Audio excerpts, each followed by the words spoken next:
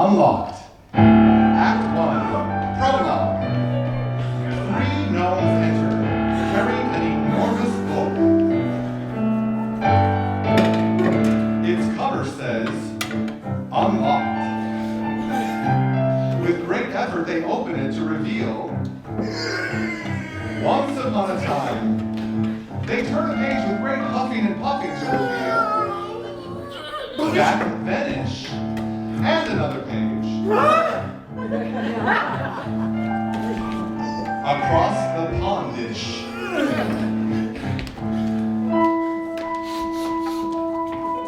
Sylphs! Fairies! In here! The gnomes jump inside the book. Three sylphs float in. Avia, isn't it lovely being a fairy? It is lovely, Ariella. Oh, hello there. Welcome. You're just in time For Hampton Court. Or Belinda. for our greatest triumph to date. But first, we need to catch you up. We are sylphs, tiny, invisible spirits of air. Our mission is to lend aid to maidens. The work is going quite well. Here is the dawn of a mighty story of pixie dust and shock. We are pure of heart. We drink nothing but dewdrops, breathe in nothing but flowers, and have never touched a man. Never touched Here's the dawn of an age of glory, the dawn of the day we see this world unlock. The world is changing, our influence growing by the day. Yes, here is the dawn of a mighty story. Our time at last is due. We may seem like an allegory, But we're nearly as real as you. making our mark on history's pages with strength that none can block. Here is the dawn of an age of ages, the dawn of the day we see this world unlock. A mere 10 months ago, things were in a sorry state. Men who rule the world were making a mess of everything. And I said, if only we sylphs could be in charge. And I said, if only. And I said, but the only thing that makes men lose control is a beautiful woman. And I said, Esther, say that again. The only thing that makes men lose control is a beautiful woman. That's it. We resolved to find a maiden and make her lovely. So lovely that all men would be unable to handle themselves. And the women of the world would run everything. Here's the dawn of an age of beauty as our foundations rock. And all the men won't dare be snooty. Sylphs fall in line to do our duty. But how to do it? And then, Thunderclap! A giant strand of hair falls sprinkling down from the sky. a strand of hair. Esther holds the hair next to her head, and her whole body lights up. A sign. We needed to find a girl just about to blossom into womanhood, and plant a strand of hair upon her head. Belinda Fairmore. Her? She only needed a change in attitude. Get inside, Belinda. It looks like a storm. I love a storm. Race you to the lake. We knew we had our work cut out for us, but we saw potential. Sylphs chase after her with a strand of hair.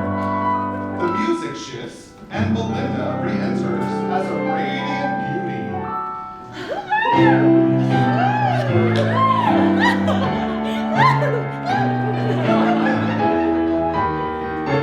Ever since Belinda and her magnificent hair blossomed, she has captivated all who see her.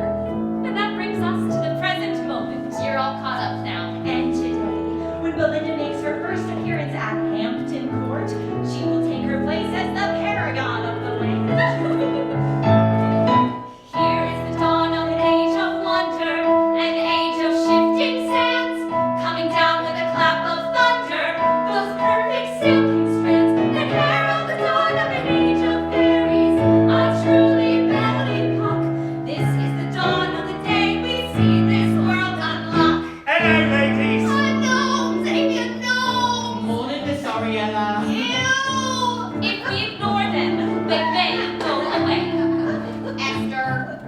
There's just one hitch in you's pretty plan. What's that? The Baron wins her luck. 3 days ago I saw that maiden. No rest has these fields I walk, sighing Belinda ever laden with the joys, the woes, and soggy clothes that she can alone unlock. The greatest feather in Belinda's cap yet. His clothes are quite soggy. Brother! Come inside. Look, your boots must be half full of water. Half empty for today. I'm an optimist. Still pining for Belinda? Ah, that name, there's no You're assuagement. being absurd. And I don't care. This day I seal our engagement, asking her for 1 lock of hair. The Baron takes out an ornate pair of scissors. It's the dawn of our crowning moment. I hope Cupid's quiver's stocked. Now is the dawn of the day Belinda's hair's unlocked. Ha ha! It's a very common custom. When a lady accepts a gentleman's proposal, she gives him a lock of hair. Not with us on guard. Reed's gonna make a mackerel out of yous. A mockery. Why? May your best man win. We are not men, Umbriel, nor would we want to be. Yes, we are small, yet we be fearsome, and we'll be standing guard. Still that Baron sent you sheer some. Just you let him try. Oh, yes, we'd like to see you try. And away we go. See this world unlocked. Here we go. Here is the dawn of a great endeavor. We'll see the battle through. It's a day that will change forever. Everything we thought we knew. Here is the dawn of an age of glory. A future we concoct. The Baron will win his hairy quarry. No, we'll expand our territory. Here on the dawn of a mighty story. Here on the day this world unlocked.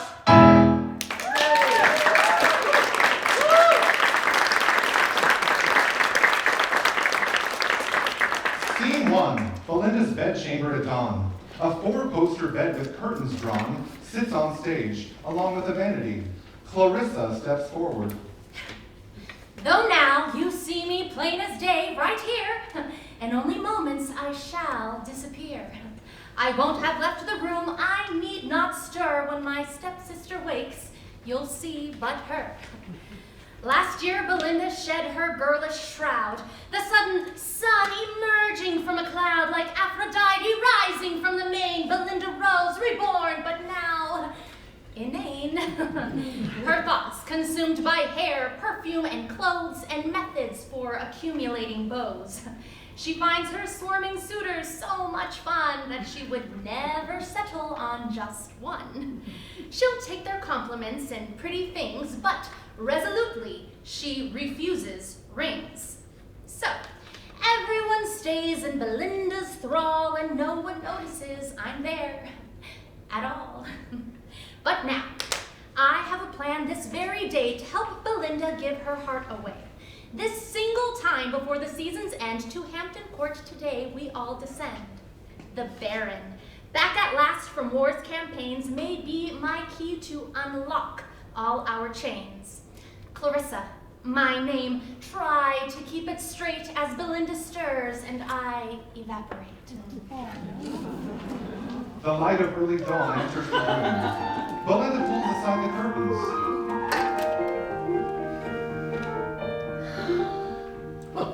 Good morning, room, everything in place as it should be. Good morning, tree and artist.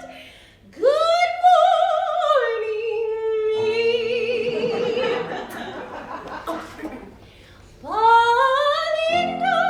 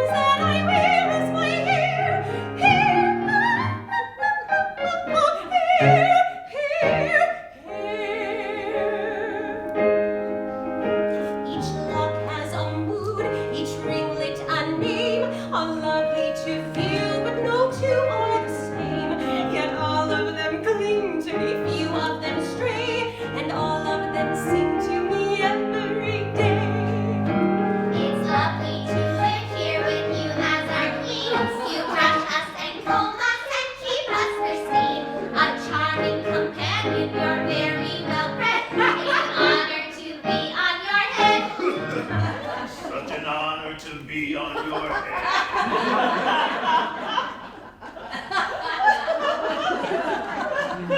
Thank you. Georgina is long and Christina is not. Lottie and Letty get knotted a lot. Meandering Beatrice cannot be bossed, so Beatrice often gets lost. Where could be ever be?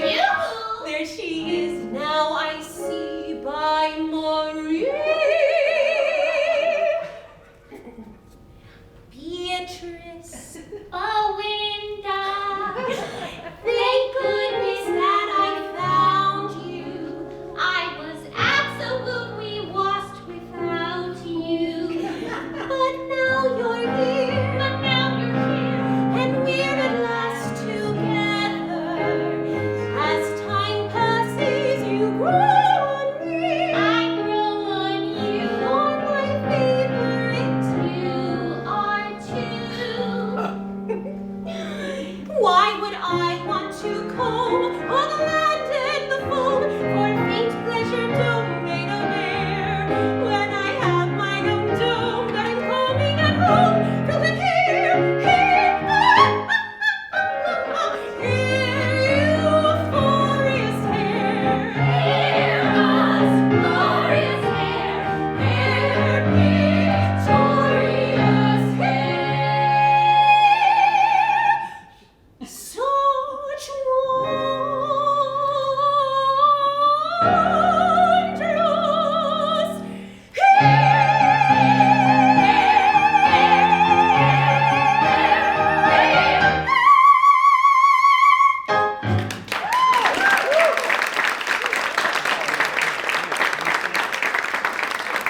Good morning, Belinda. Oh, Clarissa, you're late. We have a big day ahead of us. Yes, my debut at Hampton Court. And the Baron Windsor Locke will be there.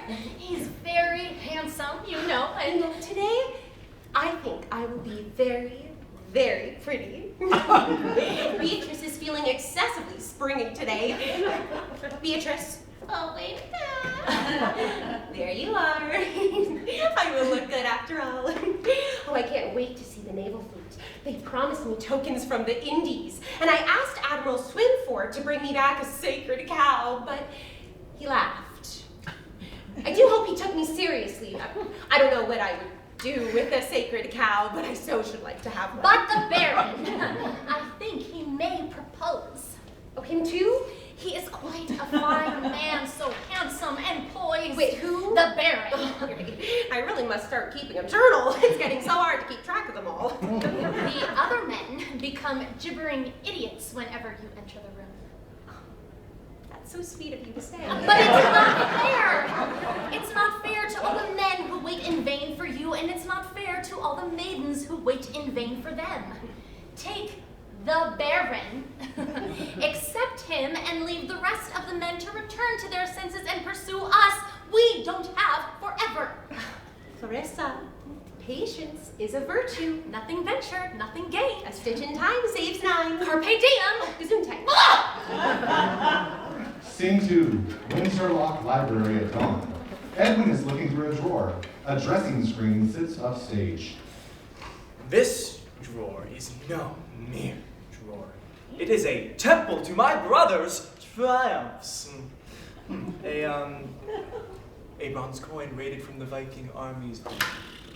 A button he cut loose from Lord Pigwhippet in a duel after the Lord called him a mumble crust. A French Viscount gifted him this handkerchief for ridding him of a band of particularly noisy troubadours. Used. And now he has his sights on a lock of hair. Ha ha! Well, I have a greater trophy, the key to the Hampton Court Library. In just a few hours, I will be poring over such books as the Codex Amatorculus and the Epic of Sir Speckle. Can you imagine? The only shame is that my brother is too distracted with l'amour to join me. I am ready, Edward. Ready for the most radiant creature I have ever beheld. She may be radiant, but she's not very bright. She communicates on a level that transcends intelligence. From this angle, does my chin look I fat? thought when you returned home, we were going to be palling around again, catching up, spending whole days reading books to each other. We will, Edwin, we will. But just now, I can think of nothing but winning a lock of Belinda's hair. I thought you wanted her hand. A lock of hair seems a poor substitute. What is there of greater value? Hair is the only piece of us that lasts forever. Very true. If she gave you a toe, you would have to throw it out after a year or two. A poetic fellow such as yourself ought to have a better sense of symbolism. When a lady gives a gentleman a lock of hair, she is giving an eternal part of herself. And it is a widely accepted step on the way to marriage.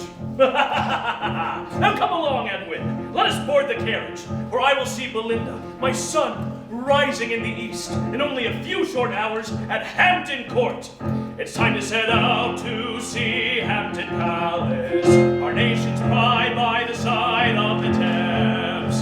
It's time and so hearts aglow. Hampton Hall, We'll go with them.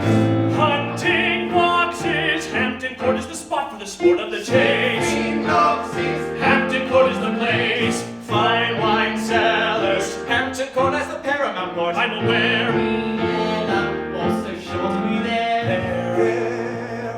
The library's filled with Chaucer and Dryden, Sophocles, Cicero, and Shakespeare. I'll see Belinda. And with the sky, Hampton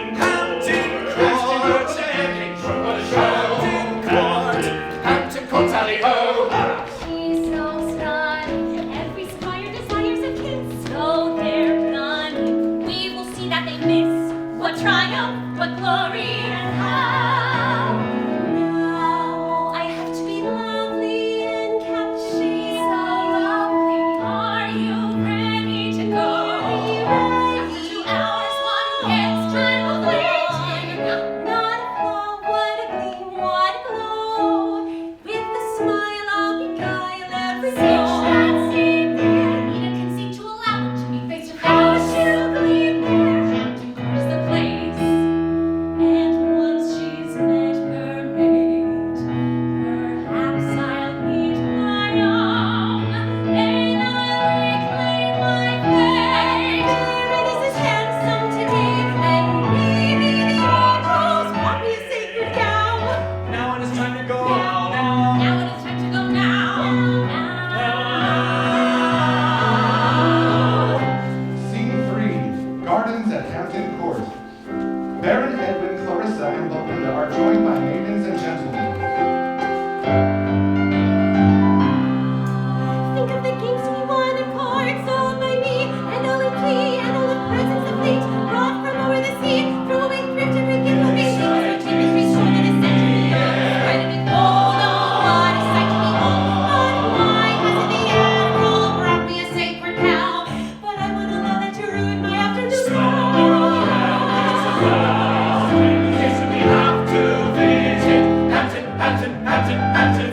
lavish and luscious and ravishing, victory spoils all the worldly sport and grace.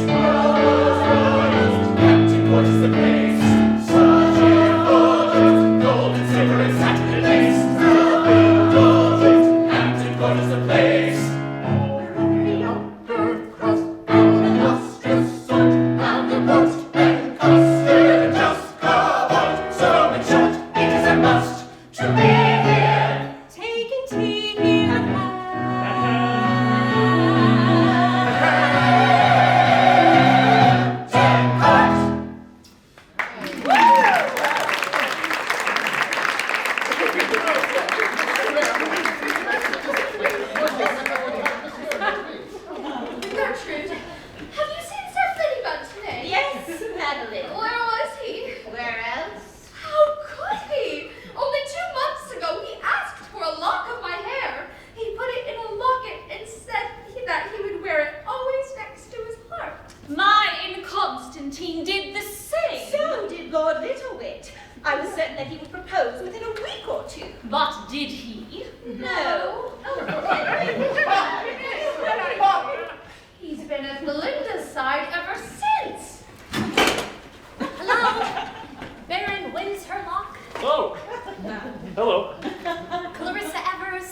Oh, good day, Miss Evers. Miss Belinda is your stepsister, is she not? She is. She is such a delight. I don't think I've ever seen her in low spirits.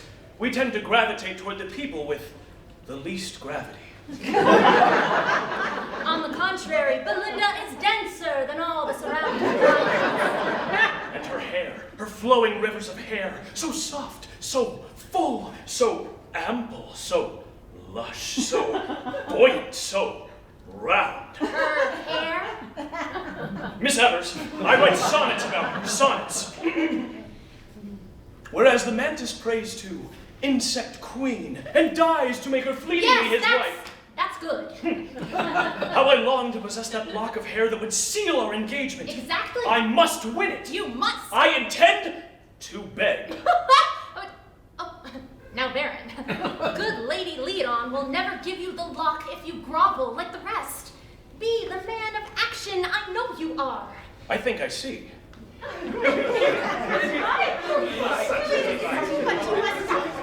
But how do we disperse these would-be cavaliers? Give them a quest. Huh. A moment, please, Baron. Clarissa sneaks up behind Belinda. Unnoticed, Clarissa removes a comb from Belinda's hair. Hold that. Go, go, go, go, go, go. Belinda? Hello, Clarissa. So sorry to trouble you, but I think you should know. It's difficult to say it. You seem to be missing a comb. No. No! Dearest, what's the matter? My comb! My comb! It is gone! My hair is going to become unkempt. We will find it. Yes, go and find my comb!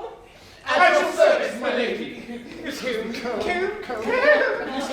Back to it, Galahad. Miss Fairmore. Don't look at me. I found this in a nearby potted palm. I believe it's yours. Oh, yes, thank you. Oh.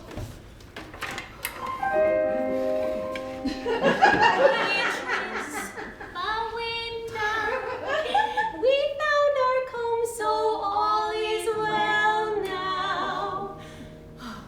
Glad to be of service. Oh, yes, thank you for returning my comb. I'd like to give you a token of thanks.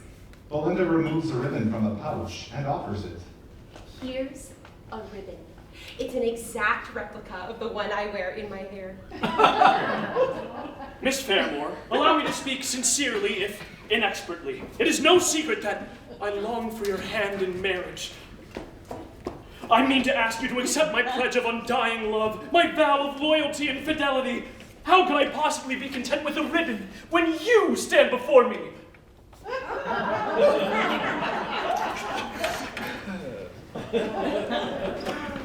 Miss Evers, nice to see you.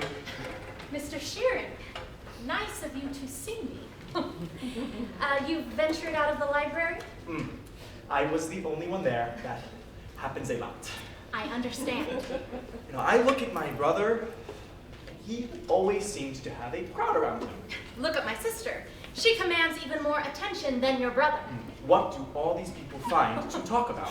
Have you ever listened? Yes, it seems like they all have a special knack for going on and on about nothing. It's a kind of wisdom I have never mastered. Does it make you jealous? Me? No. You? I don't know. But if we ever want any company, we need to change our point of view. That's just what I've been thinking. In the hope of someday being quoted, my criteria I've had to redefine. I no longer look for brilliance, just for someone who appreciates mine. But in that, as well you're surely thwarted, for all genius they ignore or condemn. But in what I believe shows resilience, I'm developing a new stratagem. Really? It is silly to be more like them. How's that working out? Not well. How do they do it? I have no idea.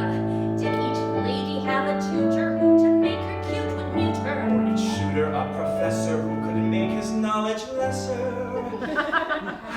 glitter, how they thrill, like a clear, transparent show.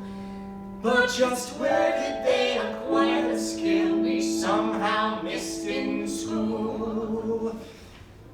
Lord Knox, Fox Hunter, has pulled off quite a stunt.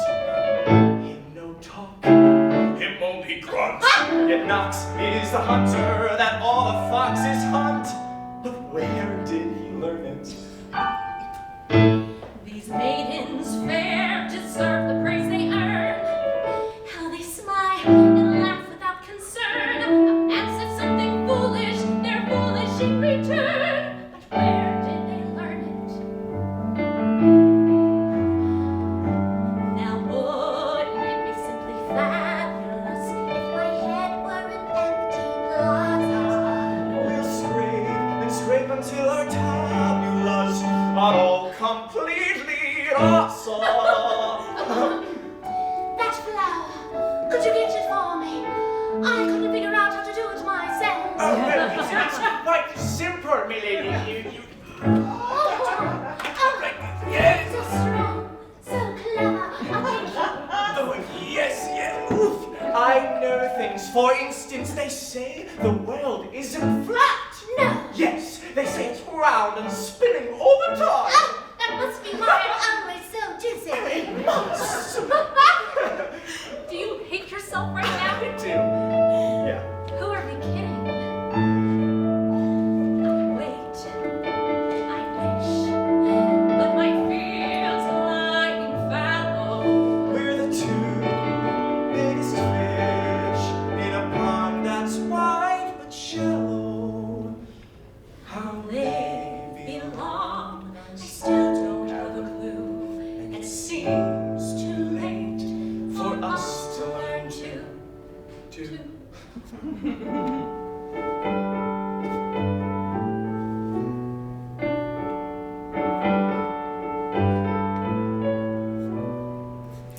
Let's have done with all this pining for the superficial shining. Just a lapse, it's momentary. I'll return to the library. This is frivolous. Just dribble, and it's time for us to quit.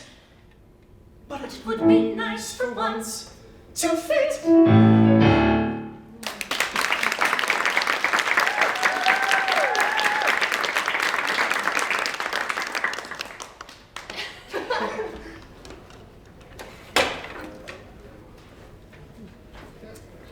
Whilst charging resolutely toward my goal, I meet an unexpected kindred soul. He's odd and useless in this combat zone, and yet I feel a little less alone. All right, gnomes. I'll tell you one thing. The Baron's never nicking the lock with them Sylphies suspending over it. We needs to get him out of the picture. I think it's time for misdirection. But who's misdirection? Whoever she is, she ain't nearly as pretty as Miss Arietta. And a red herring. Oh, no fish could ever compare with Miss Arietta. When they're playing, give him a false lead. Righto. Leave it to me.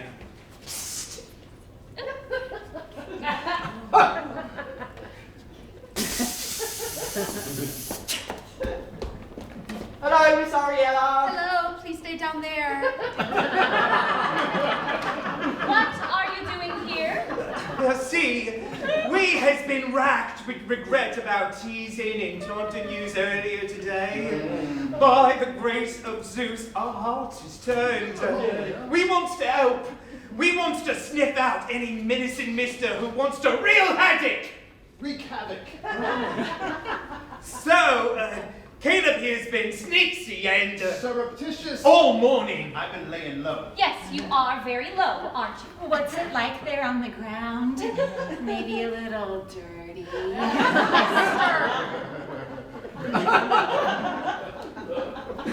The point is that we've been seeing things, suspicious things like the gardener. Oh, we thinks he has his eye on Belinda's look. You've been looking mighty dodgy with them pruning shears. He might be a porpoise. Perpetrator. Perpetrator.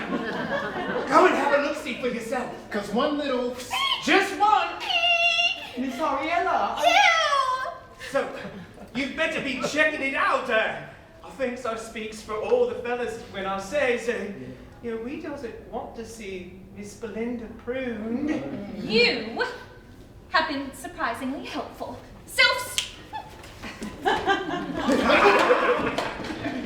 Esther, Miss Evers, I seek your counsel once more. certainly, Baron. Anything to help our cause.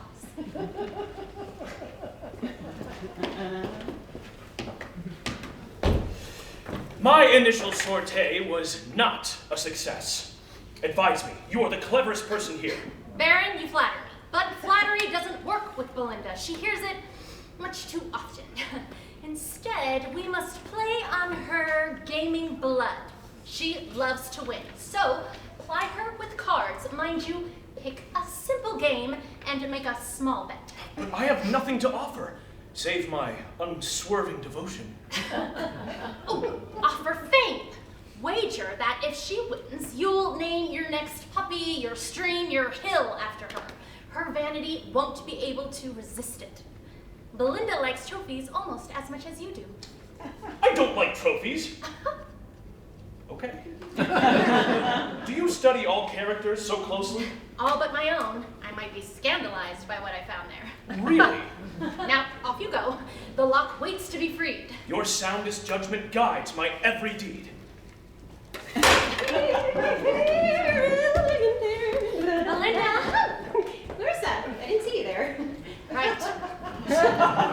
But where is your entourage? Oh, someone should really stop telling them they're looking for my comb. Would you, when you see them next? Thanks.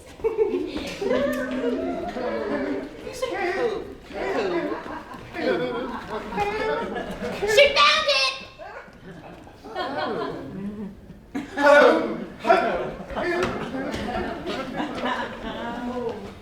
Though now we play such antithetic roles, Belinda and I once were kindred souls. The two of us were only 7 when our widowed parents thought to wed again, and we became stepsisters, but more dear. If one was seen, the other was near. We roamed the hills and gathered wild buds. We swam in lakes and oftentimes in muds. And we were happy and free and understood until she blossomed into womanhood. As one grows, it's natural, I confess, to think a bit of things like outward dress, but must that hold such all-pervasive sway, and must all thoughts of friends be wiped away? Well, if the world wants to exalt the vain, I'll know that I'm still mistress of my brain. So, don't condemn my scheming for her hair, it isn't me, for I'm not really there. Oh, we did get them Sylvies going. The gardener!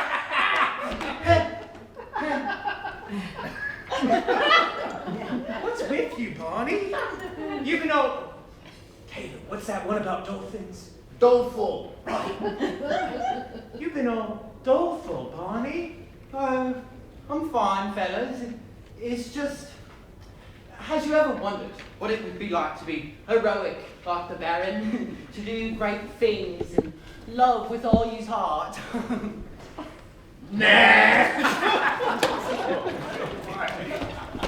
Blasted gnomes. The gardener, forsooth. Dashed gnomes. We have to give them a piece of our mind. I'd like to give them a piece of mine. Moderation, Esther. I believe in moderation.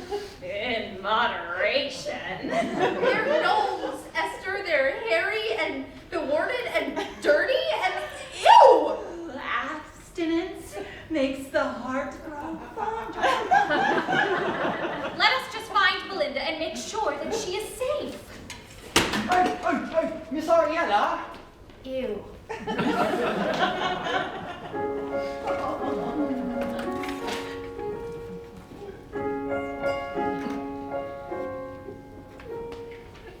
Can you keep a secret and hide? The fellas, they tease if they knew. Promise not to tell. Well, alright. wants to tell someone, I might as well tell you. It's true, like the fellas was talking, that of late I has not been myself. Since I saw that this sylph, she has pilfered me noggin, and I've been neglecting me health. It's sweet Ariella, that delicate wisp, and although I know that it's hopeless, whenever I sees her I burns to a crisp. When she goes, how I wish I could mope less. I feels caught, I feels utterly lost, like that feeling just after you've lost.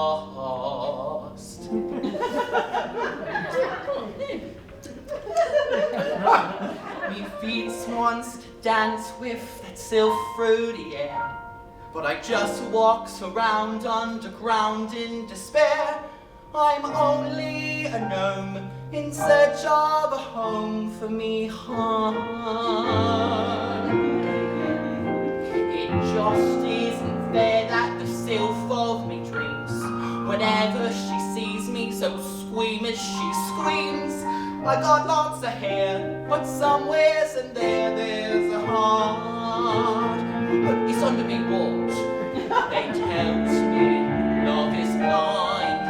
I find that isn't true, and it's tragic how much all us lowlies can love, but them we adore answers you. But if someday she sees through the mold and the most, she'll switch to indifference instead of disgust, and know I'm a gnome in search of a home for me heart.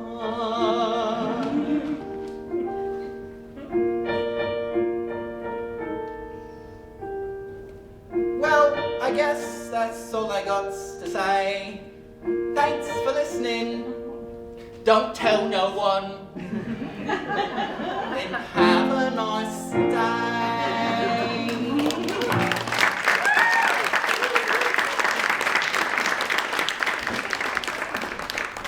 Miss Fairmore!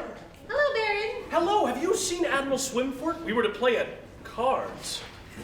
Cards? Why, yes. Oh, Baron, I am extremely fond of cards. But do you know how to play war? I adore war. Can I play? Well, Swimford and I have a very particular way of playing. We place gentlemen's wagers on the game, you see. Well, I happen to have my gambling fish with me. Swimford and I don't play for fish. No. The game's more exciting if you raise the stakes. Is this not a worthy deck? Sylphs, the Baron's here, and so's Belinda. Alert, alert. Care to try? Oh, yes. I adore games of chance. They're the only games I always win. To the cards. The Baron's gonna need some help, fellas. To the cards! On the first flip, I bet the naming of my prize foxhound's fastest pup. If you win, the pup will be called Belinda. If I win, I want one of your replica hair ribbons. Very well. Avia and Umbria pick up the first two cards. Avia holding Belinda's card has the Queen of Clubs, and Umbria holding the Baron's card has the Jack of Spades. Mine! Conceded. And now I wager the name of my finest trout stream against a handkerchief. Right.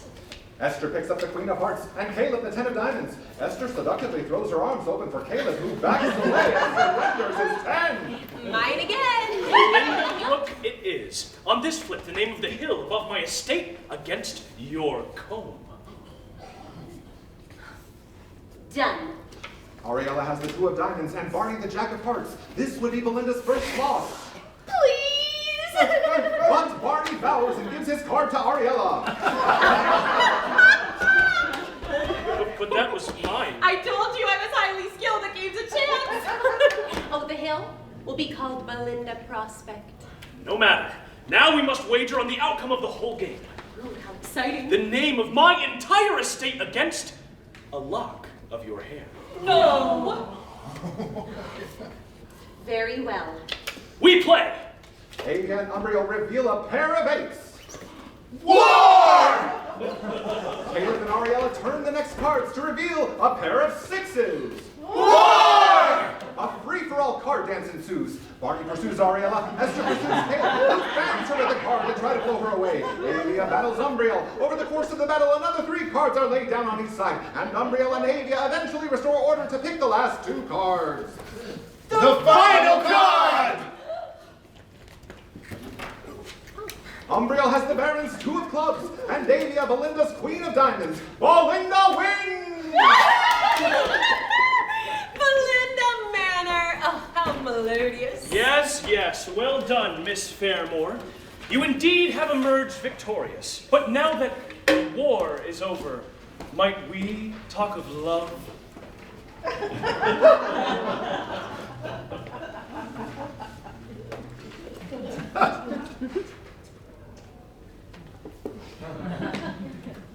Belinda Manor. Why, you have no manners at all! So, any luck? No, but I don't want it anymore. I don't love her. You were in love with her just this morning. You're probably hungry. No, Miss Evers. You mustn't say that. Having a conversation with Belinda is like trying to play tug of war with someone who isn't holding the other end of the rope. I know, but she's young. No younger than you. She's innocent. She's childish. But she's so beautiful. She's an airhead. What if the great old adage behind every great man is a great woman? Behind every great man is a great woman. Next to him is a trophy wife. You've seen all the other men crowding around Belinda, yearning for what you have in your reach. All the other men are fools. And I don't want my sister with a fool. You're a hero. She may seem cold, but you have the fire to melt her heart. That's what she needs. It's not what she wants. She does. We all do. Even if we don't know it. Even if we've been frustrated or we've hoped for so long that we've nearly forgotten what it feels like to feel. Or we've never felt passion in return. Or our fingertips ache from waiting, and our arms, and we don't see how it could ever happen that anyone would ever. Yes? Belinda needs love, and it's been staring me in the face all along. I must find Edwin.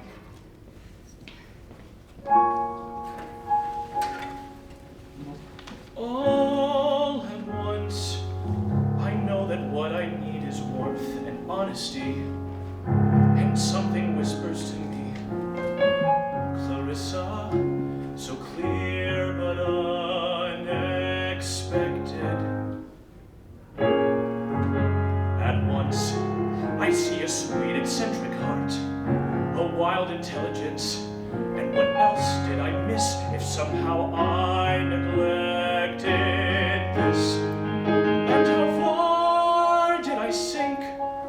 How much was obscured from view? I stretch, I blink. I think of you all at once. The spring is crept up and it's suddenly in bloom. Everything's animated and I breathe living air. I can prepare as I am swept up all at once. Every taste, every sound, every hue. My senses saturated, no more grays, no more haze, and in a blaze of you, I see the world that I was sleeping through. Within my vault, the sun sniff of smelling salt and conscious now. I see the world of peace and passion all at once. At once I know I need you here to see it too. I swear I'll make my best attempt to share this world that somehow dreamt up you.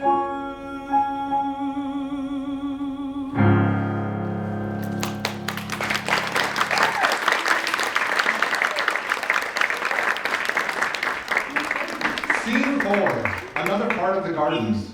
Belinda is followed on by adoring gentlemen. During the ensuing pantomime, each gentleman tries to woo Belinda to be his own, offering presents and other attentions. It becomes chaotic, ridiculous, and ultimately overwhelming to Belinda.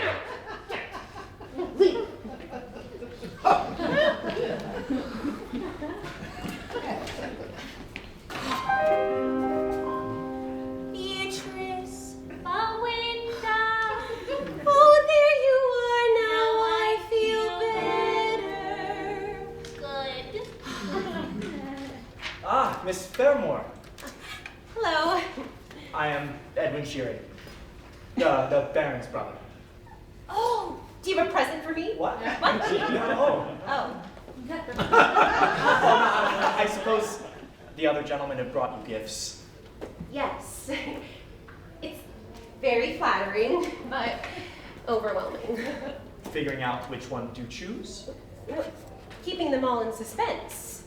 I mean, decisions are very dangerous. Each choice leads to another, and everything's perfect right now, just the way it is.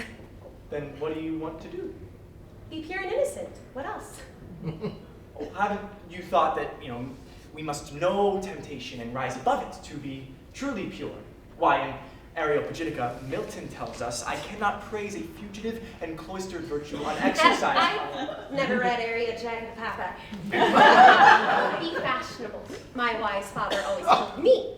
For the Lord encourages us to labor at our appearance, that we may leave our souls pristine and our minds untouched. Don't you ever want to know anything more about the world? Oh, yes. Have you ever traveled? My pleasures are more domestic. What do you mean? Books. Don't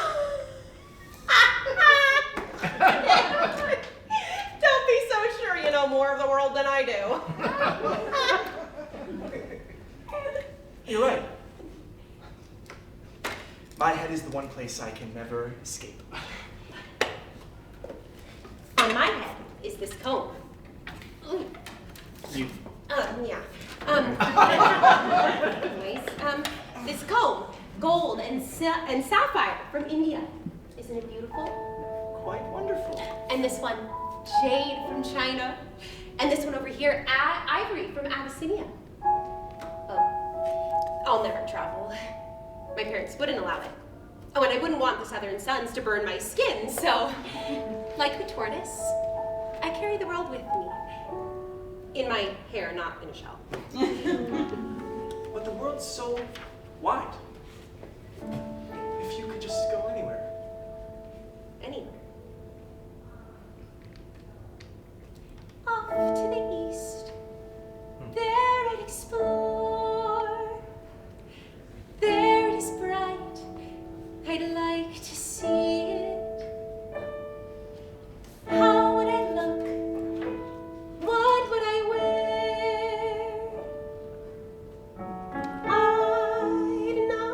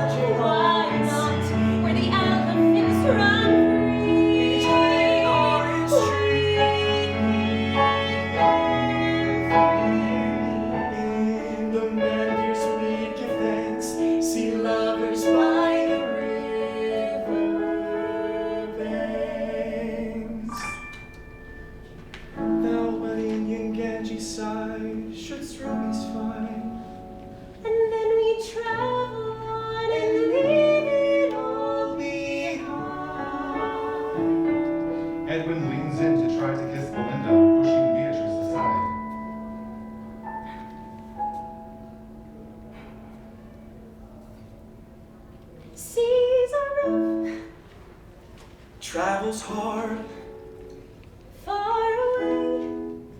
best beware. Do I dare? Off to the east, there I explore. Shores, there it is bright. I'll never see it. I'll Only dreams, only about it.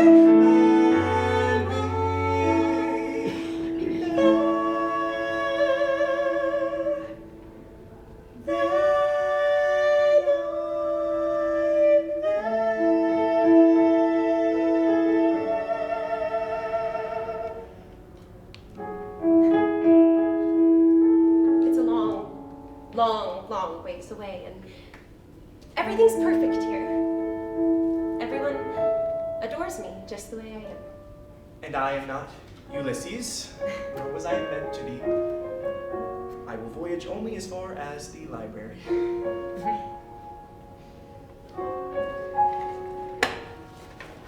Belinda lingers in a trance. Then exits. What witchcraft is she using? How so soon could she enchant the man who seemed immune? Edwin, the only man around with wit who seemed perhaps to fancy me a bit, is like the others netted in her hair. The time has come to free him and to spare us from this gorgeous blight on all our eyes. We'll cut him loose and cut her down to size. Miss Evers, I found you. Why have you not found her? My sight is finally clear. Good, she went that way. Miss Evers, Don't just stand there. Of all the men of court, why have you not claimed this lock? because I now understand love. Love? There is no love until that teasing, bouncing, perfect lock is off her head. But there is love, Miss It's Evers. not for me. No joy, no love, no freedom. I see. Then rest assured, Miss Evers, for you, by whatever means, I will claim the lock. Tally ho! Scene 7. Another part of the gardens. Belinda enters, reflecting. Did he just? Did I too? Am I still? Who knew a heart could beat this fast? Do I sleep? Do I wake? Either way, make it last.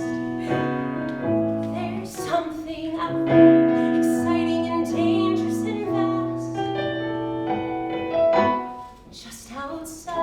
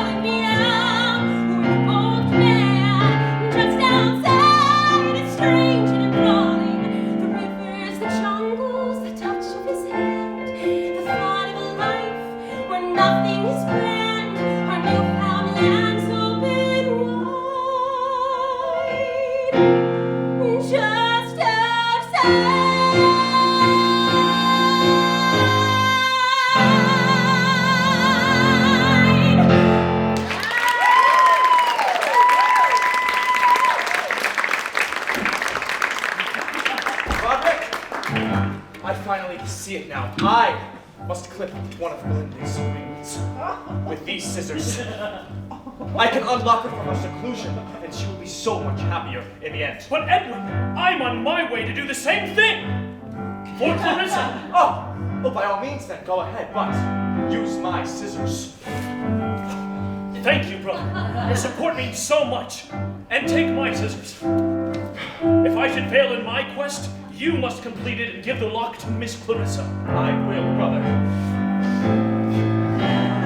We've decamped one joint endeavor. To valiantly sever the Here at Hampton, here opportunity knock. Now is the time. Time for our bold intrigue. We're in league at last, so be fast and eager. Fatigue we blast. We'll be master of one faring. Let go and cut it in twain. I venture forth to her aid. But the men Will be mine. No, I mean, No delay. no, men are blocking the way. Ha! Then I know how to deal with them. You'll cut the lock. Now hide while I create a diversion. Such nobility, such valor.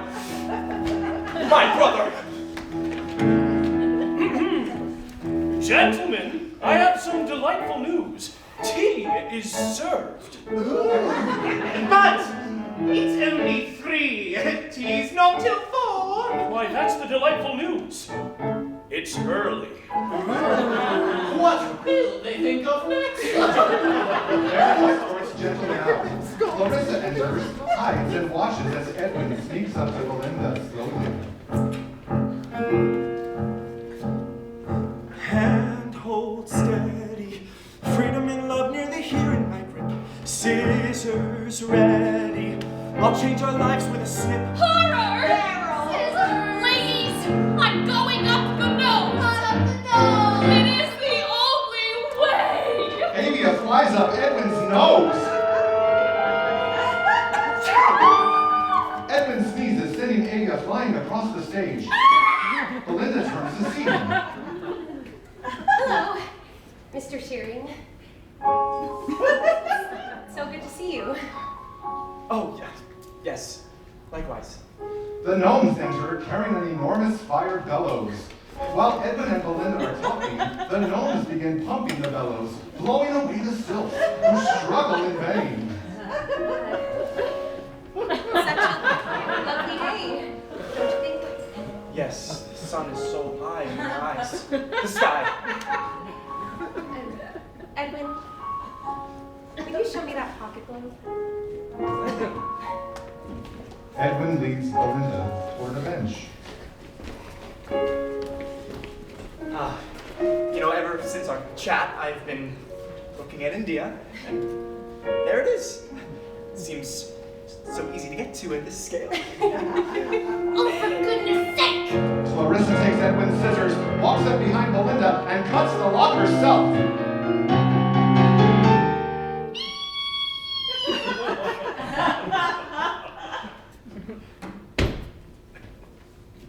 Beatrice! Blackout. End of Act 1.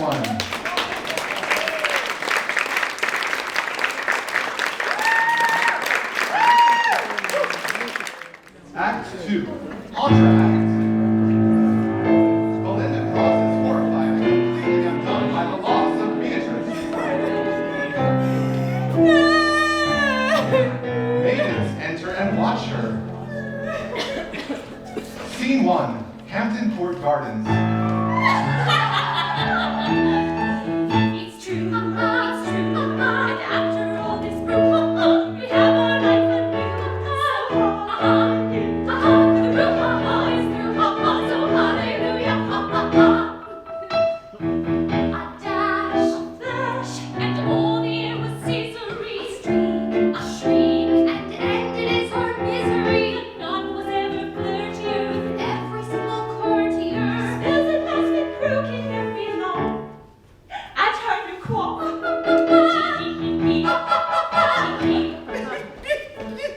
It's an outrage!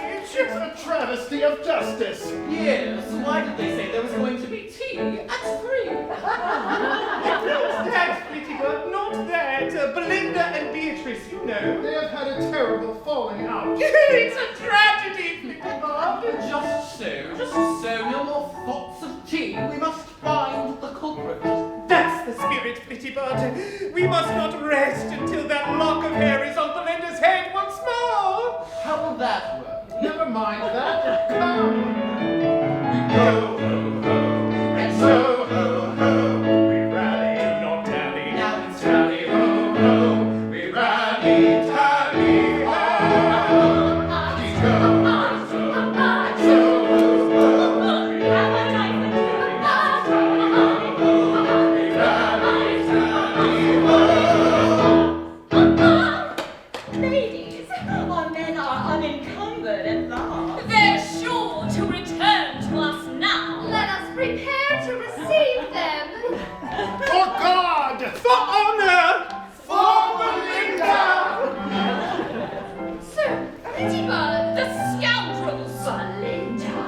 What did I do wrong? Do I need more rouge? Any more, and you'd have been a tomato. More ribbons? More powder? Smaller shoes? No, Madeline. We have done nothing wrong. Our gentlemen have changed. But that does not mean that we will change for them. Yes, come along. There's bound to be a good man somewhere. We haven't tried Bulgaria. But what went wrong? The world runs in reverse. For though I won, my prospects getting worse, like flinging toothpicks at a wild boar. They kill him not, but make him rage the more. I seem to have increased Belinda's fame, and made this lock a martyr in her name.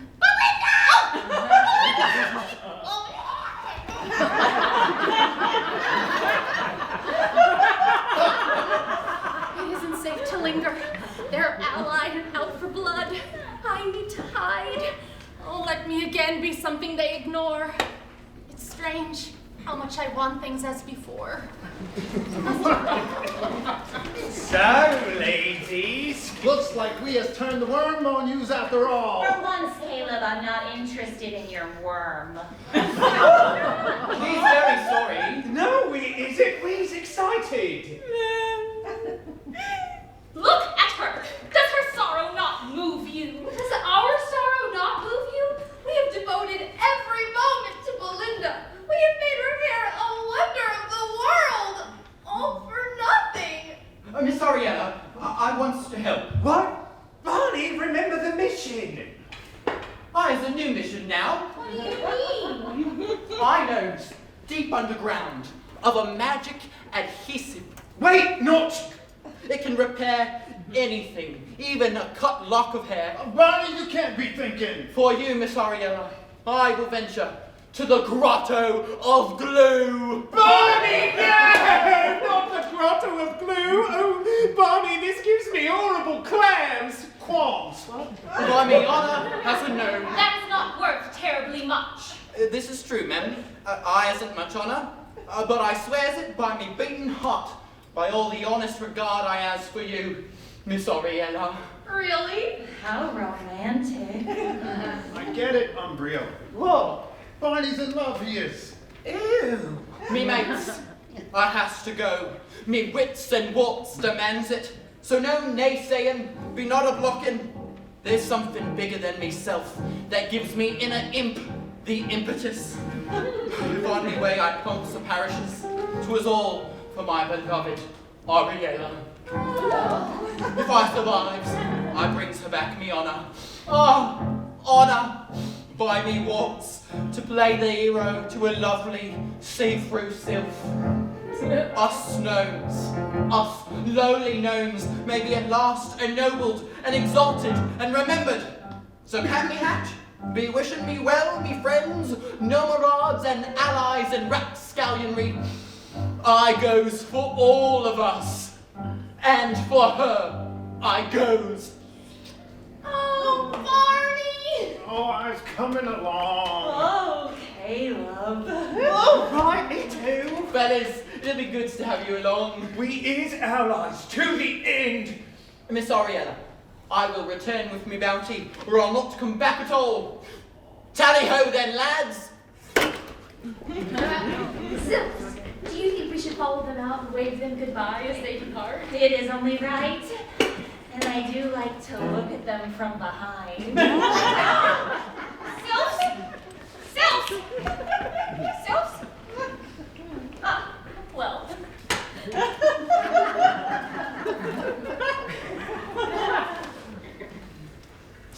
I used to think, and therefore I was, I thought. Now, I feel my being, my heart confirms it constantly, and only one afternoon. A pleasant conversation. No ulterior motives then. With a slight change of her expression, you see a glint of understanding the like of which you have never found before. The indenting dimple, like a drawn-back arrow, the hint of a smile. Then it bursts forth like a catapult. There is no recovery. Did she mean to? Was she charming by design? Seduction is so seductive both to the seduced and the seducer. Or was I the seducer? Is it the very fact that she seemed seduced that so seduced me? It is a chicken and egg mystery. All I know is that I must find her. Belinda! Don't look at me! But I would enjoy it. I'm lopsided. Don't be silly. I am silly. Beatrice made me delightful, and now I'm frivolous. Maybe now you're free. To do what? Anything. Carpe diem. Why do people keep saying that to me? Because it was just a bit of hair, and you are beautiful. And Mr. Shearing, I asked you to not look at me. This morning, I had my whole life ahead of me. I mean, I could be anything. The whole world was a glorious maybe, and now a piece of my life is over. But you can finally live. We can travel off to the east. What's going to end next? Someday it won't all be ahead of me. If it's that important, just grow her back. Hair doesn't just grow back. That's ridiculous. No, Edwin. It took me 10 months of love to nurture Beatrice. I mean, by the time I grow another, I will be older with perhaps a wrinkle. I mean, she might even come out gray. Oh, honestly, it was just a bit of hair. I mean, there's a human being standing right beside you. Can't you grow up? I just have. Not like someone I know who runs into a little world of books to live inside a fantasy. Well, I've seen enough of the world to know that it's better in my imagination. This conversation, for example. Your world isn't your imagination at all. It's a land of someone else's scribblings. It becomes my land when I read it. I can share in it. Oh, share. Do you need a definition of the word? Oh, Mr. Shearing, for the last time I asked you to not look at me. I thought there was more to you. There was.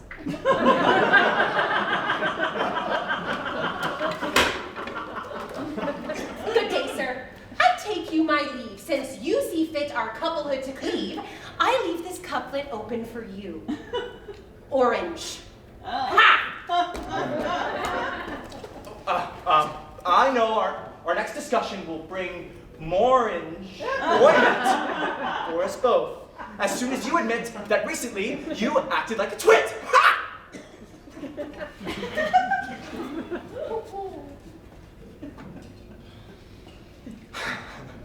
Women and books are the same. They say whatever they want to you, no matter what you say to them. At least you can shut a book. What happened to you? Belinda misses her silly lock, and I couldn't console her. She seemed quite unreasonable. Or I did. I couldn't tell. Roderick, you have to treat these women very carefully. They get all upset. And why shouldn't they? It's our duty as men to take care of women.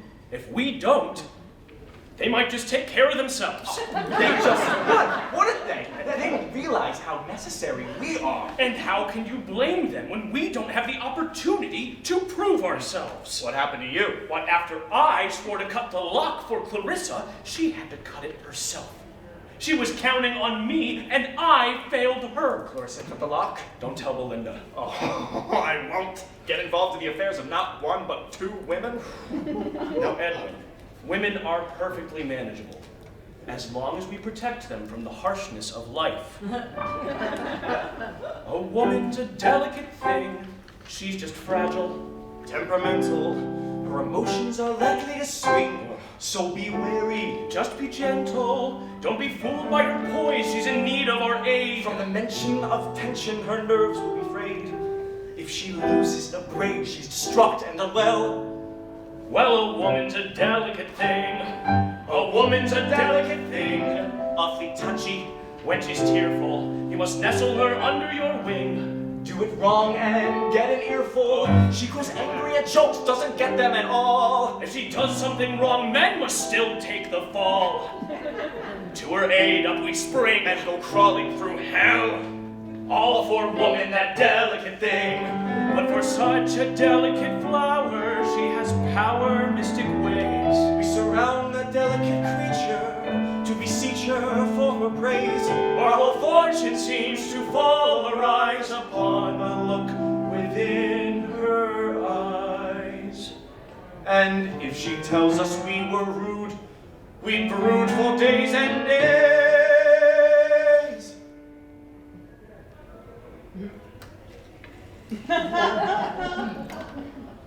For a man is a delicate thing. What is weaker, what is sillier? To the comfort she offers we cling. For dear life sounds familiar. Though a man is a rugged, robust muscle mass, see him crumble, alas, at the sight of alas. And his hands start to ring, she has shattered his shell. For a fella's a delicate thing. We are timid and shy and immersed in their arts. Let ladies be gentle with gentlemen's hearts.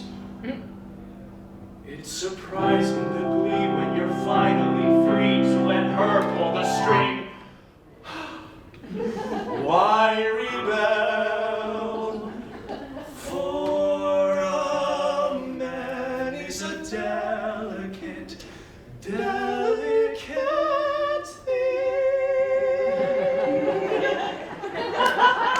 A man is a delicate thing.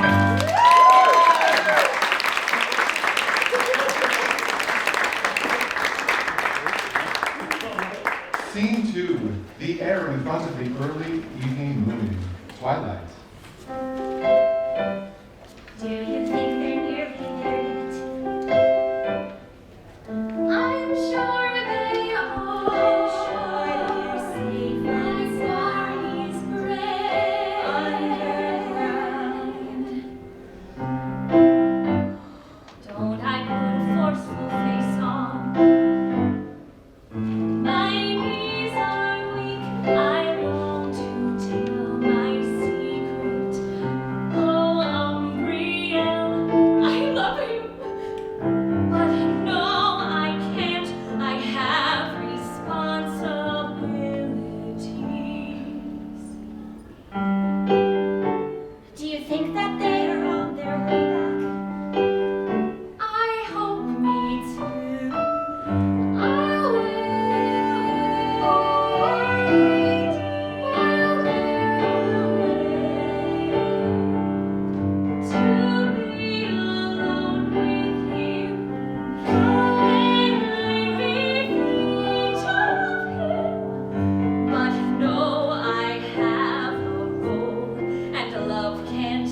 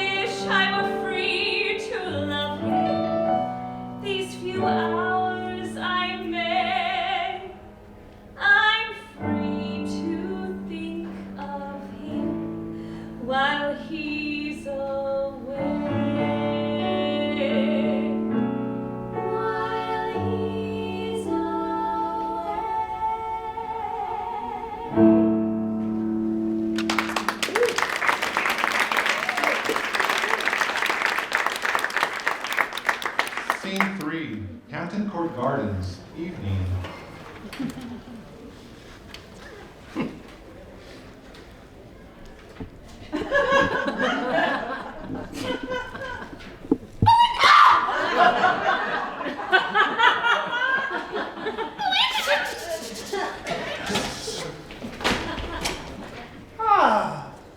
Miss Evers. Ah, Lord Littlewhit. As you may know, we have been instituting inquiries into Miss Belinda's missing lock of hair. I do know, Sir Inconstantine, and may I say... And we distinctly heard a suspicious noise coming from this area of the garden. Suspicious? Miss Evers, show us what is behind your back. Fair warning, we are armed with quills. And Flora. Leave the lady alone. I have the lock. My lord, what the devil? Scurvy knave. Baron, you didn't... Don't defend me, Miss Evers. I did it. No, I did it. But don't dash at all. He is disoriented. I shall handle this gentleman. Either or both, it matters not. Hand over the hair and prepare to suffer for your crime. Ooh, that's good. We will inscribe lock thief upon your flesh. Yes. Does anyone have ink? I will, of course, be prepared to fight. Oh dear. Now, let's not be rash, Baron. Do you shrink? It's only a skirmish would take a dashed toll on my coiffure.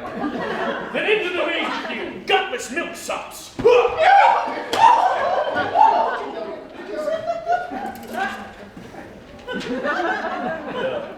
Should be an hour or two before they find their way out. No one has ever done something like that for me before. It was heroic. Heroic? No, all the heroes are gone. The lock is no golden apple of discord, and these scissors, no sword of Achilles. Helen of Troy was just a pretty girl, but they fought a 10-year war over her. Well, think what bloodshed would have been spared if the Greeks and Trojans had just left and gone to tea. Ours is a slight, trivial epoch, thank goodness, with no heroes to be found. But look what we just started by cutting my stepsister's lock of hair. Just a lock of hair. And now these men are scampering all over Hampton looking for the culprit. No, Miss Evers, you have shown me that heroism exists not in grand gestures, but in the little things. Everything we do can have an effect that ripples across the world. I showed you that? A whole world I was missing. It's stunning, Clarissa. You are stunning. Finally, I can see all the gorgeous, intricate marvels. Orion and Taurus, and all the constellations are hiding behind the sun. They're always there, waiting to be discovered. I never saw the splendors of the night that wait behind the stunning blue of the moon. I seized the day too soon. But now I adjust to the light, and I sight constellations, though most of them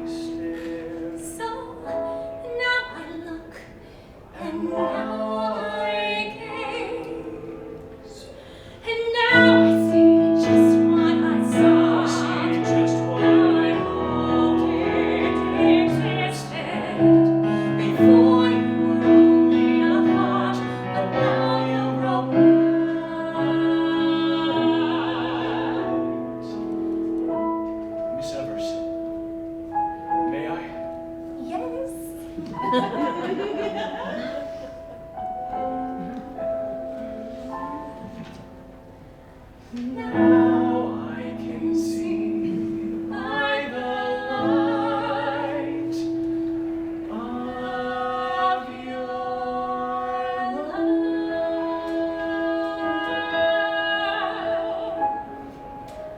They kiss.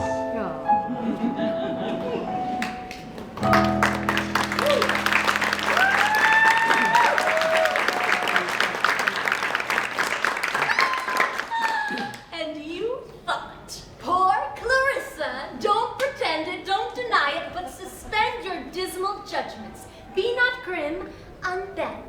For pessimism is a tedious trend, and I might add a fault to which you tend upon. Take no offense. I say it as a friend, but let it go. My dreary days extend no more, and like this rhyme have reached their end. My Baron, he's indeed a man of mind, and lively too, and brave, but yet refined. A man of feeling plus the evident. To look at him is not a punishment. So do not sit so placid in your chair when love and zest and passion fill the air. The time has come to couple and be free.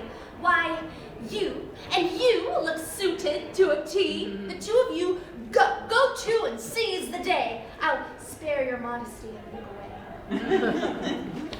Fate smiles when she concludes her little game with us, and we, in thanks, must do the same. Scene 4. Another part of the Hampton Court Gardens. Night. I think they're coming. I think I hear them. They're coming. Esther and Agia, when they arrive, ought we to applaud? It couldn't do any harm. Here they come. Oh, good evening. Oh, Miss Arietta, I have done what you bids me. Deep we ventured into the grotto of glue to bring back this mighty epoxy. Brave you all have been. Especially you, Mr. Barney, I'm sure. But Ariella, what about Caleb?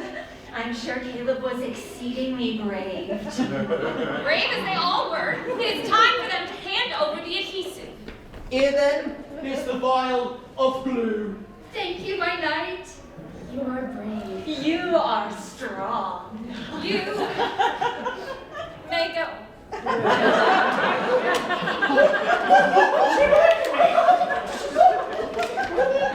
Belinda, Mrs. Fairmore, please.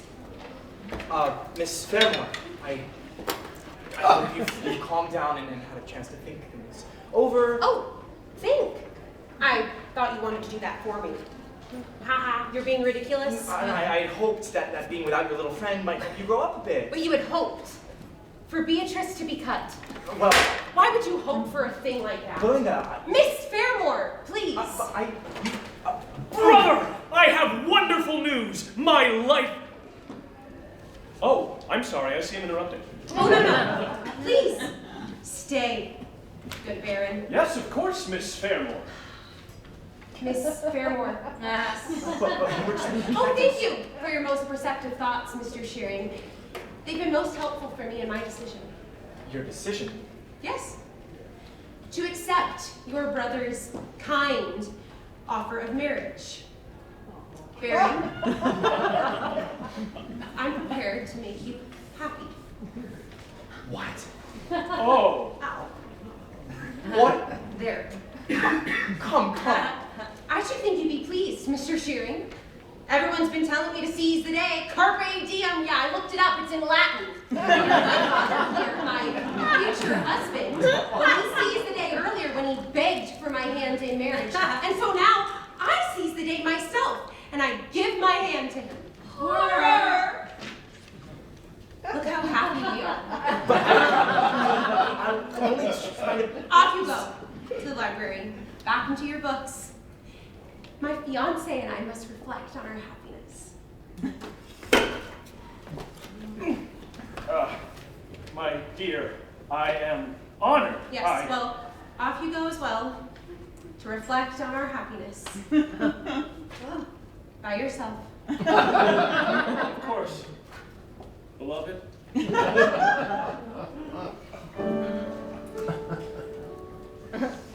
Just outside.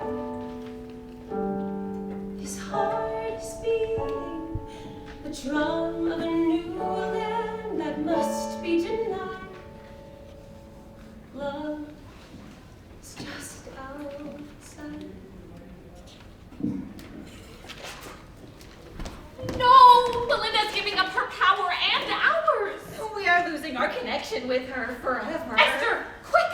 Open the glue! Yes. Well, I can't open it. Give it to me! we will restore him to what she was, and all will be well. I can't either. What? Everyone! Heave! Heave! On 3. 1, 2,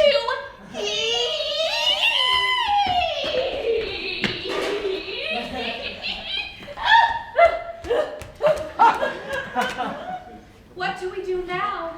What have we ever done? We can't open the vial. We didn't prevent Belinda's hair from being cut, let alone stop her from falling in love with the man. But we can't, I'm starting to think we don't have any power at all. blasphemy! We have great influence. Like all sylphs, we are delicate, but we are not weak. We're invisible, and we've always been. Belinda doesn't realize we're here. No one does. To them, we're less than a passing breeze.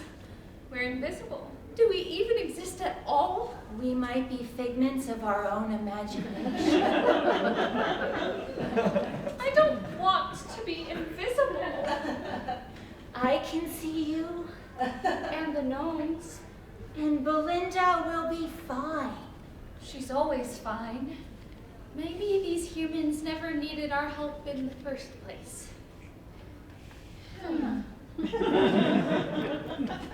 There is a sort of freedom in being utterly useless.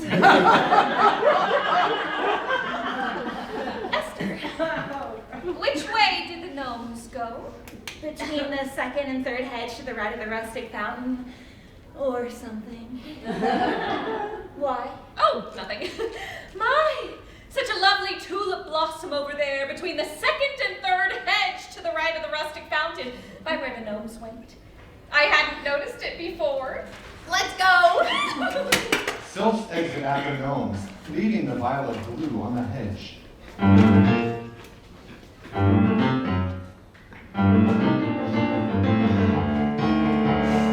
Mary, my brother, what was she thinking? Was she thinking? How could she ever be thinking of thinking to?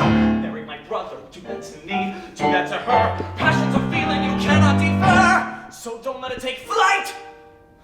And besides, be polite, I mean, who marries brothers? That's not a thing people do. One brother does not stand in lieu of another. Such blather, bother, brother. And speaking of brothers, I want to throttle him till he turns blue. But most of all, lest it be forgot, I want to throttle her too. Why can't you just love me?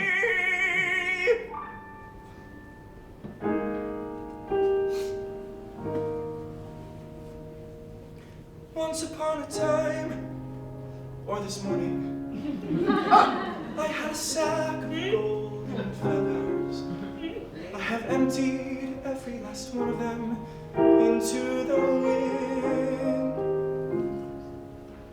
They blow out to sea and high in the sky. There's a safety I'll never recapture, no matter how madly I try. I'll never return to the life that I knew. But it won't pass by.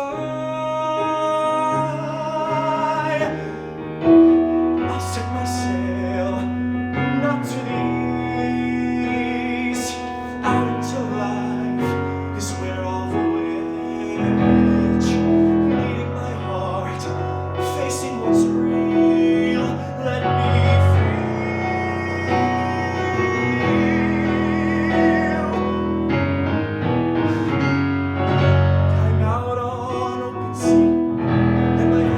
starting to sway. I don't know how to sail or a gust from a gale, but I'll just have to learn all the way.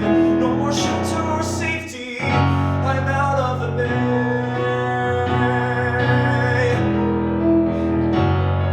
And I don't know where I'm bound, but the unknown's lost its thread. Let me just take the waves as they come and weather the night or the morning is red. Goodbye to the bay. I'm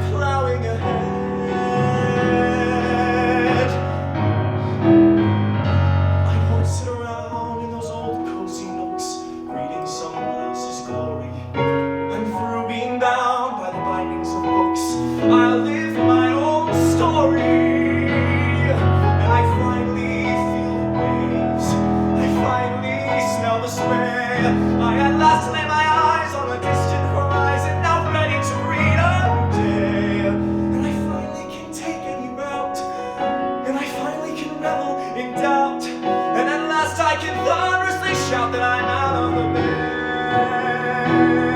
I'm off to my heart, and I'm out of the bay.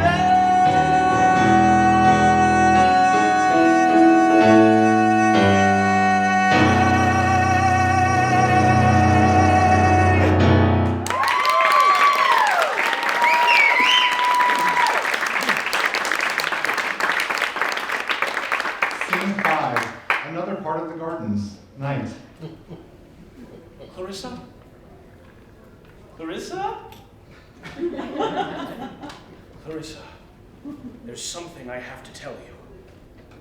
You know your sister? Of course she knows her sister. Clarissa! Clarissa. Clarissa, remember earlier today when you were helping me propose to Belinda? Well, we make a pretty good team, don't we? No, this is too abstract. Baron finds a flower and sticks it into the top of a hedge, pretending it's Clarissa. Clarissa. Clarissa. You see, well, it turns out that I made a prior commitment to your sister, and now I am honor bound to... Clarissa, please don't look at me like that. This is already hard enough. No, I'm sorry. You have every right. You! The fiend who dashed my every hope! Excuse me. Before I leave this palace of broken dreams to wander the world, I want to tell you that you are a slithering snake in the grass who slithers in people's lives and jumps up and down on their hearts. Wait, snakes don't jump. That's what I thought. Then I meant you. That doesn't make any sense. I don't care. It's what I feel. I'm feeling, Roderick, I'm feeling. I sail the high seas of impulse. Well, can you get off the boat and help me figure out what to tell Clarissa? Clarissa?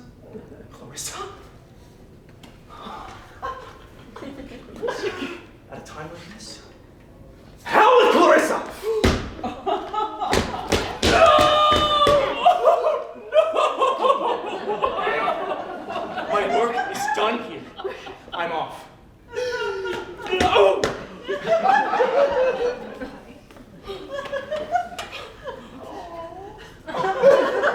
Not before you answer for that!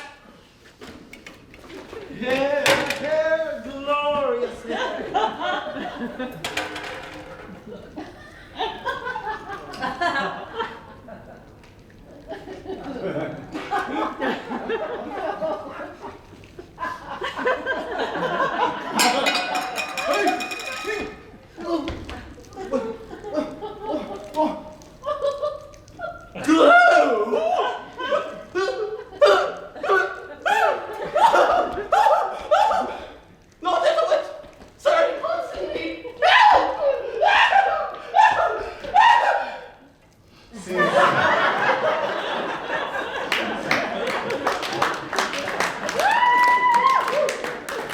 Scene 6, another part of the gardens, night.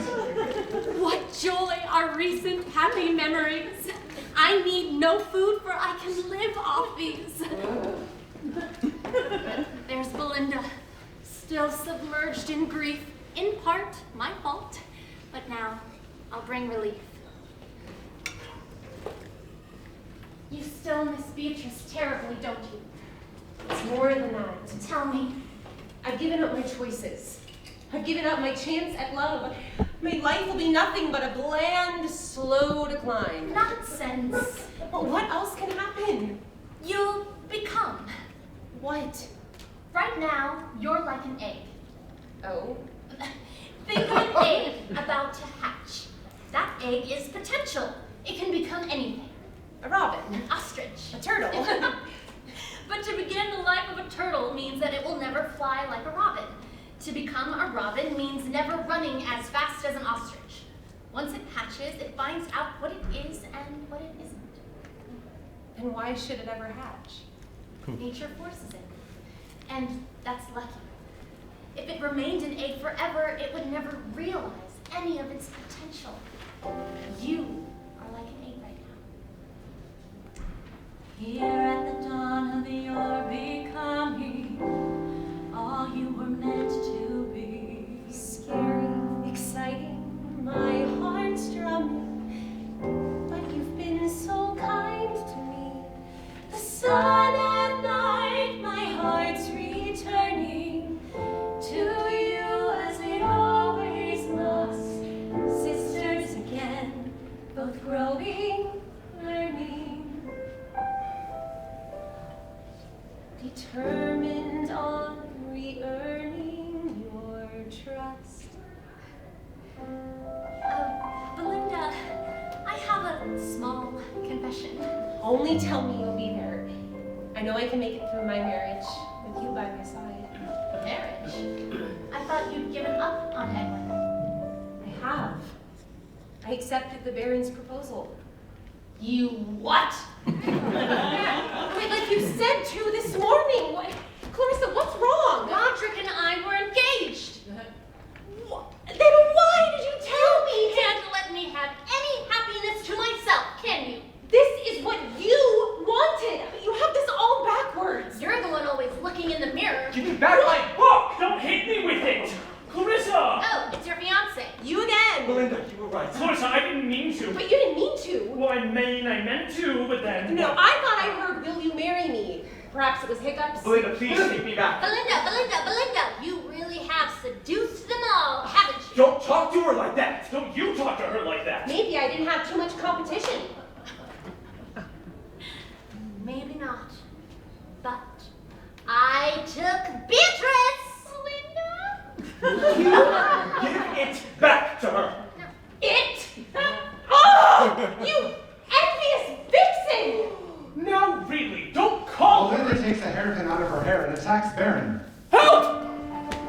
Clarissa pulls out a hairpin and defends Baron. Men!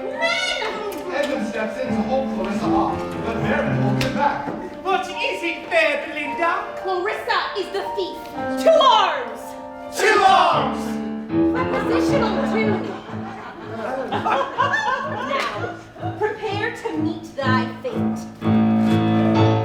There's no absolution, just retribution. Hold! Clarissa and these brothers have done no wrong. They have freed us. We should thank them. No! We will punish the scoundrels! Then we will defend them. Oh, you think that you are brave? Oh, defense will never break. Jesus, name is who we save. Stand clear, we don't need your threat. So now get set. Charge! Maidens battle gentlemen. Clarissa battles Belinda and Edwin battles Baron. They use hairpins, quills, and handkerchiefs as their weapons, and tea saucers as their shields. Serving maid brings out a tray with teacups and rings a bell. All take a tea break.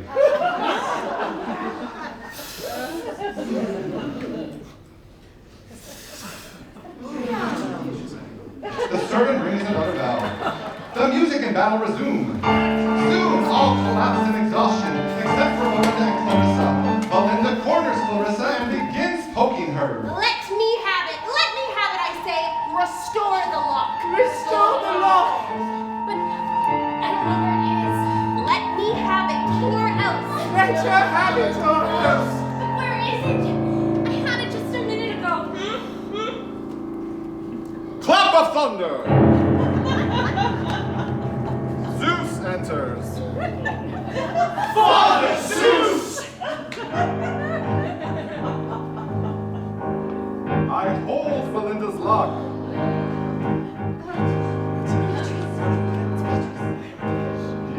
Immortal, cease dispute.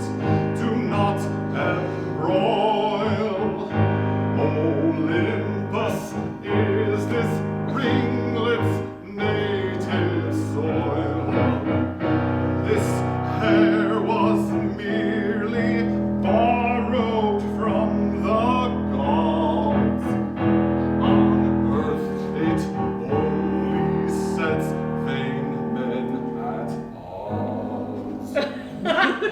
where none can hope to reach it. It must live, and yet to all its radiance it must give a constellation on the ethereal stage. Now all will praise this lock through every age. So go ye lock, immortal to the sky. I toss the lock, and it becomes a constellation of its own. And mortals all, I bid ye now goodbye. Thunderclap!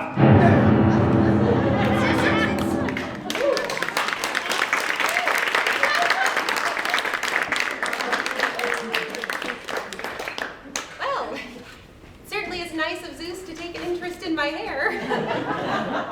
Belinda, I am so sorry for cutting Beatrice.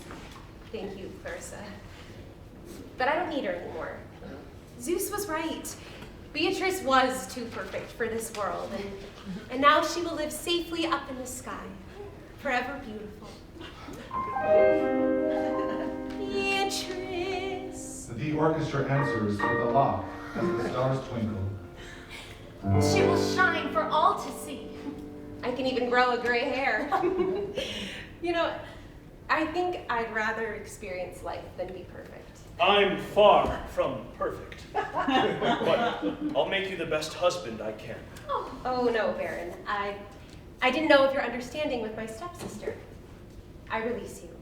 Belinda. Thank you. I don't deserve it. Can you forgive me so easily? Well, triviality has its advantages. Forgiveness is never trivial. Besides, if I'm going to have an imperfect husband, I want it to be Edmund. Belinda, Miss Fair, darling.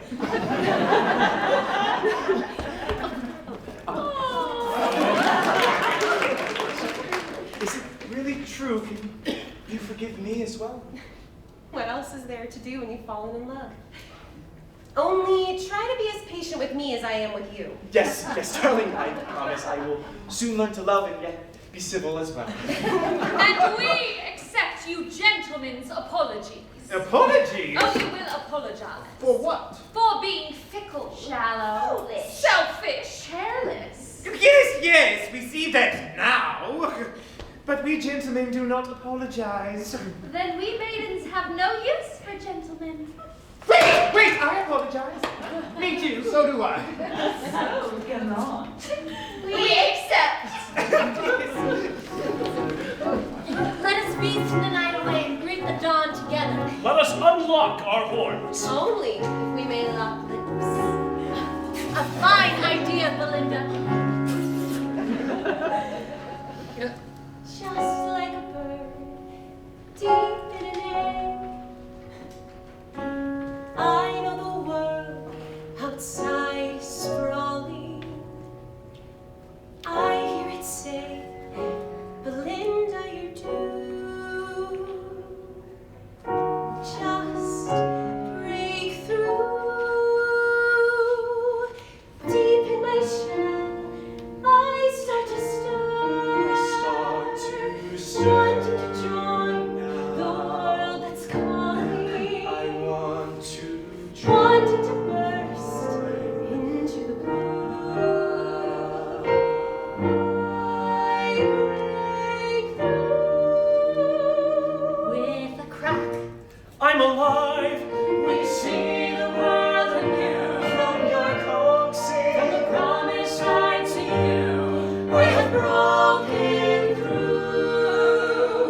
I'll not wait. I am born. I'll be born. Out of our shells now we emerge on of you.